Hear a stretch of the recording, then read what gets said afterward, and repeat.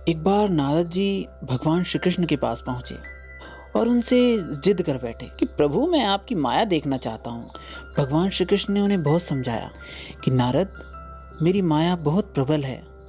यदि तुम एक बार इसके चक्कर में आ गए तो उससे बाहर नहीं आ पाओगे।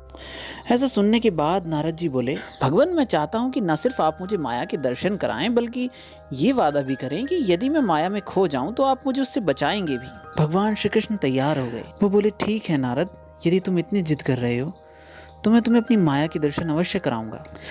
एक दिन श्री कृष्ण नारद को लेकर एक मरुस्थल की ओर चले। बहुत दूर जाने के बाद श्री कृष्ण नारद से बोले, नारद मुझे बड़ी प्यास लगी है, क्या कहीं से थोड़ा सा जल ला सकते हो? नारद बोले, प्रभु ठहरिए, मैं अभी जल लिए आया। यह कहकर नारद चले गए। कुछ दूर पर एक गांव था। नारद वहीं जल की खोज में गए। एक मकान में जाकर उन्होंने दरवाजा खटखटाया। द्वार खुला और एक परम सुंदरी कन्या उनके सम्मुख आकर खड़ी हुई। उसे देखते ही नारद सब कुछ भूल गए। भगवान मेरी प्रतीक्षा कर रहे होंगे, वे प्यासे होंगे, हो सकता है प्यास से उनके प्राण भी निकल जाएं। ये सारी बातें नारद भूल गए। सब कुछ भूलकर वे उस कन्या के साथ बातचीत करने लगे। उस दिन वे अपने प्रभु के पास लौटे ही नहीं। दूसरे दिन वे फिर से उस लड़की के घर आ उपस्थित हुए और उससे बातचीत करने लगे। धीरे धीरे बातचीत ने प्रणय का रूप धारण कर लिया। तब नारद उस कन्या के पिता के पास जाकर उस कन्या के साथ विवाह करने की अनुमति मांगने लगे। विवाह भी हो गया। नव दंपत्ति उसी गांव में रहने लगे। धीरे धीरे उनकी संतानें भी हुई। इस प्रकार 12 वर्ष बीत गए।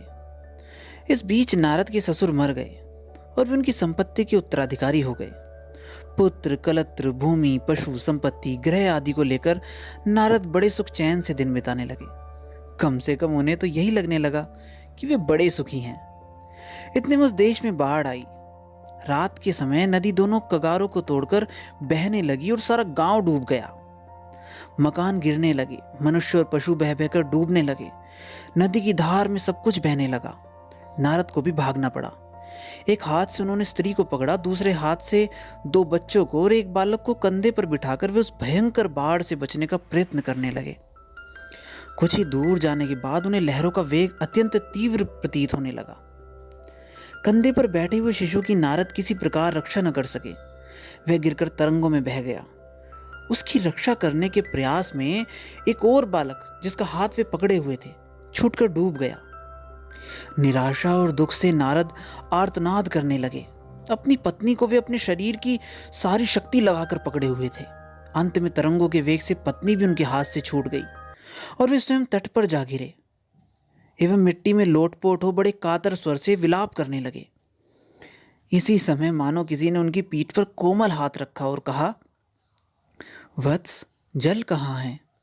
तुम जल लेने गए थे ना? मैं तुम्हारी प्रतीक्षा में खड़ा हूं। तुम्हें गए आधा घंटा बीत चुका है। आधा घंटा? नारद चिल्ला पड़े।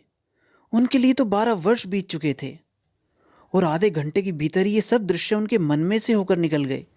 तब भगवान श्री कृष्ण ने कहा, हे नारद, यही मेरी माया है।